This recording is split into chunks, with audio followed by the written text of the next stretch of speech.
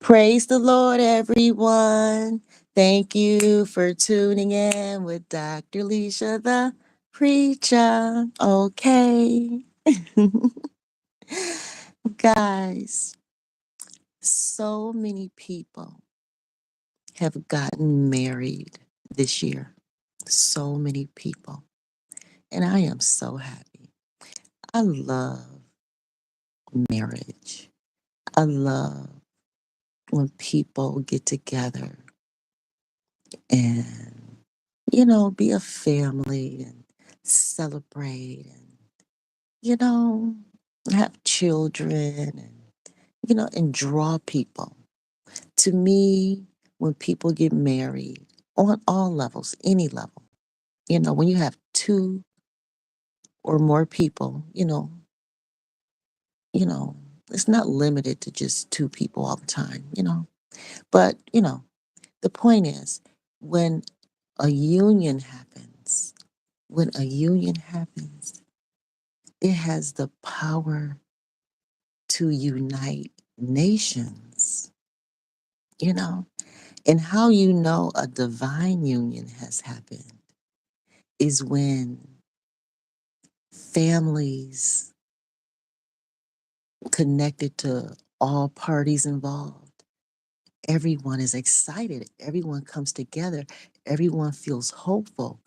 With just the idea of that person, or these people, or this group, or this organization being together, existing, uniting, it creates an opportunity for so many other people to elevate, to grow, I just, wow.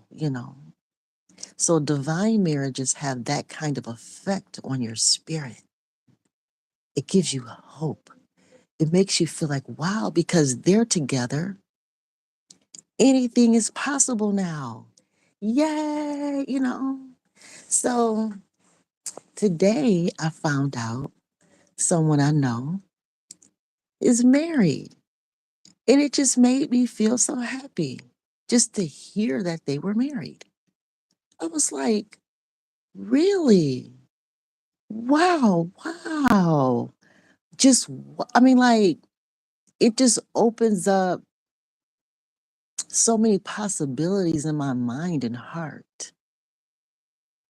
I know what, one of the people, I know what their journey was like.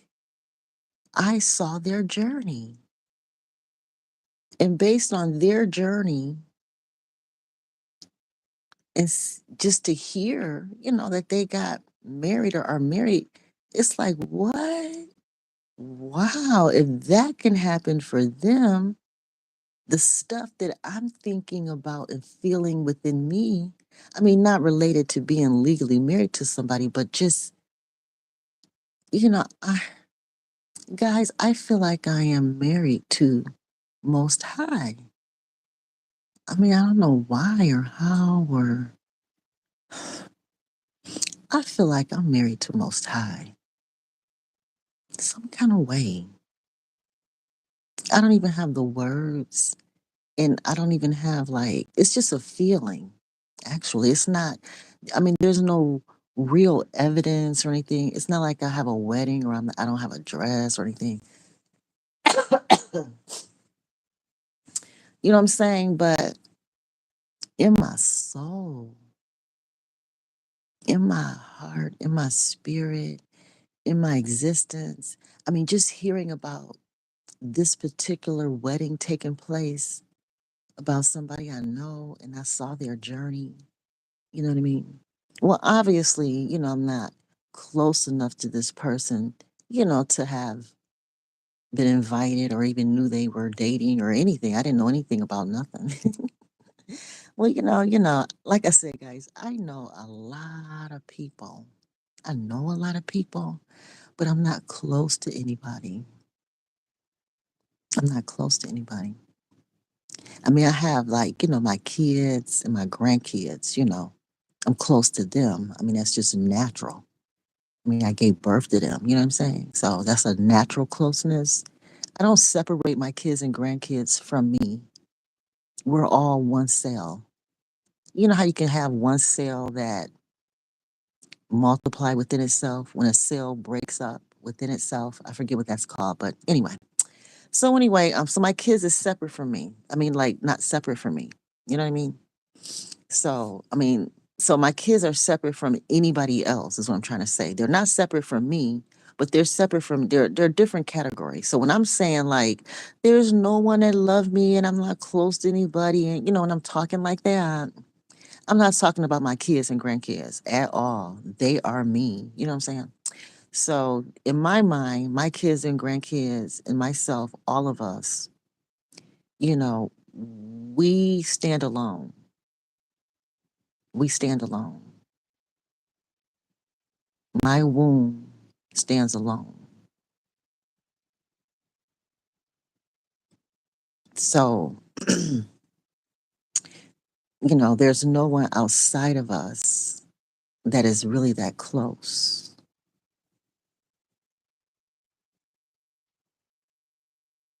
We have people that support us, a few people here and there that support us as a group, but we mostly stand alone. But hearing about this particular person, being married, it just really sparked a lot of hope and joy in my soul about the ideas and plans and hopes and dreams I have about my children and me, our generational wealth, planning, with Most High, what Most High has given me. It makes me feel that the belief that I am a bride, a wife of Most High is real, y'all.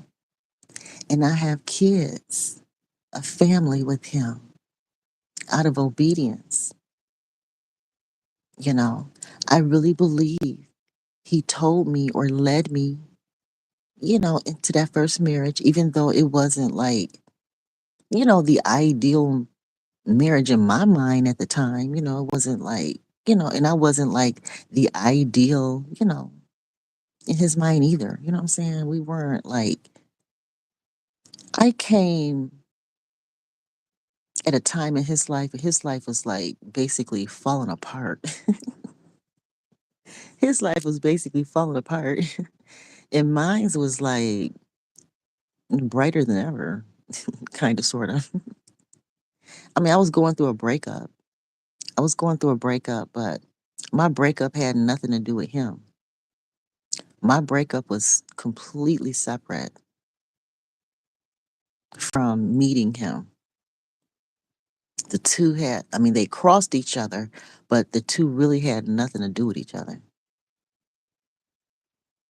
They briefly touched each other, like, you know, those two relationships were in passing. But they did brush each other. They did, you know.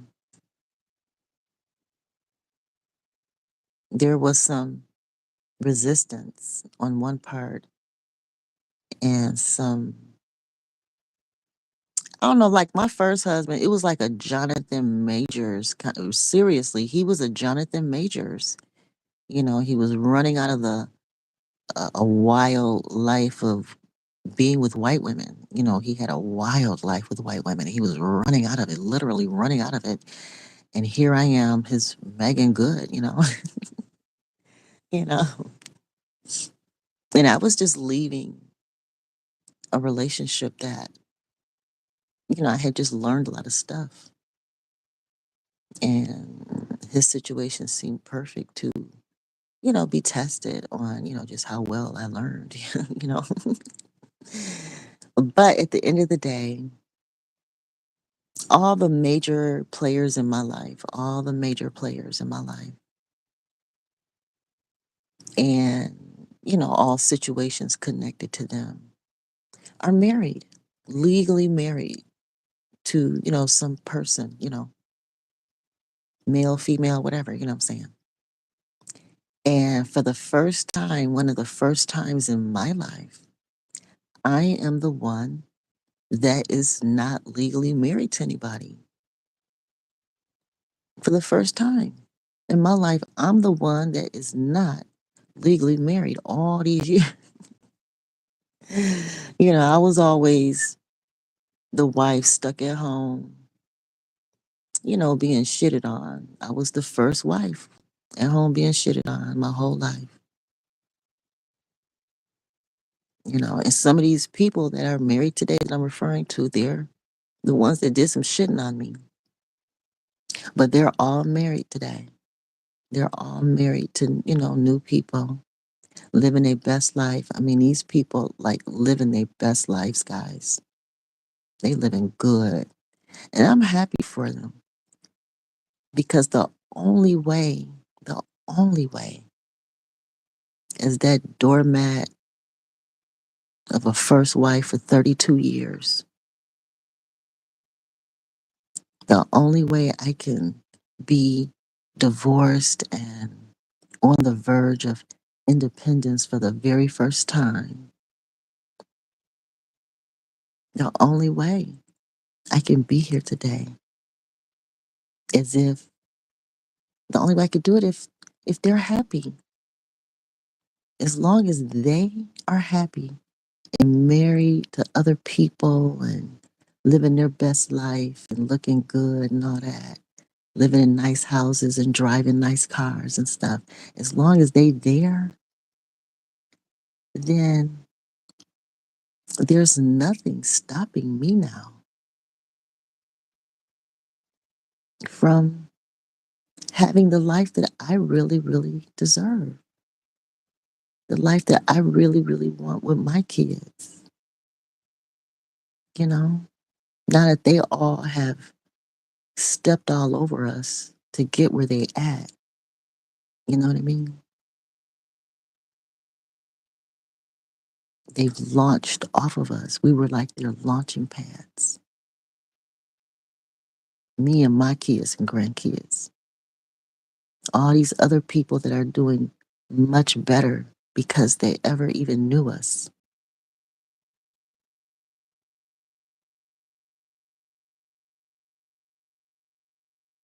Now that we coming up out the dirt, y'all. We coming up out the grit because I was a doormat. And when you're a doormat, you're catching everybody else's dirt, sins, mockery. You're catching it all the shit from everybody else's feet and asses. They keep the cash, but we rising, y'all. We rising from the ashes. We burned. We went hungry. We went without. And we see how y'all doing good and we ain't even hating. Trust, we can't afford to hate at all. We can't afford to at all. But me and my grandkids, we holding hands. My kids, my daughters. I only got two daughters that I gave birth to. And we all, addicts, recovering addicts. Me and my two daughters are all recovering addicts while all these other people are doing great. But we're recovering addicts that are holding hands with 8 grandkids.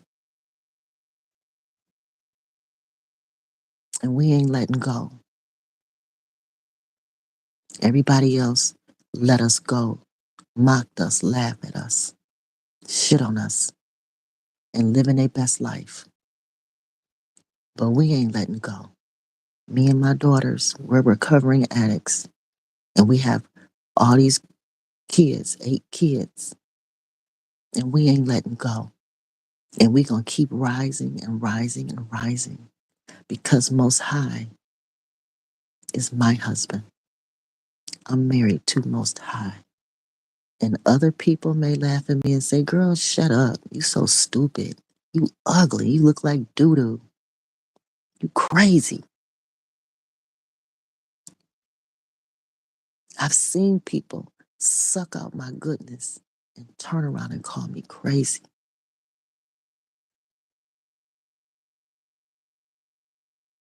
I've seen it. I've heard it. And I still love them and help them anyway. And I ain't bragging or nothing. I ain't nothing to brag about. Look at me. I can't even show my face. Sometimes I feel good enough to show my face, but most times I just be crying. As I'm rising, I'm crying and rising, crying and pressing, crying and pushing, crying and getting up every day. Because me and my kids, we want weddings, you know, we want good jobs. We want good educations too.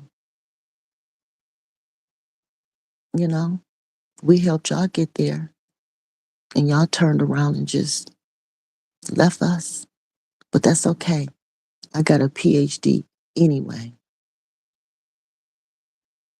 That's okay. I don't have a record. That's okay. I'm clean enough to carry my daughters and my 8 grandkids all the way because I will not stop. I don't care if I'm good enough to be called a wife one day or a hoe the next. I don't give a fuck. Me and my kids, we go on all the way. And ain't nothing gonna stop us. No addiction, no, no abandonment, no mockery. Nothing's gonna stop us. If I have to walk in snow to make sure we keep going, I'm gonna do it. And people can laugh at me all they want. I've been laughed at my whole life. I've been molested my whole life. I've been robbed my whole life. I've been cheated on my whole life. You ain't doing nothing that I ain't used to. I've just learned how to take it all and make something positive out of it.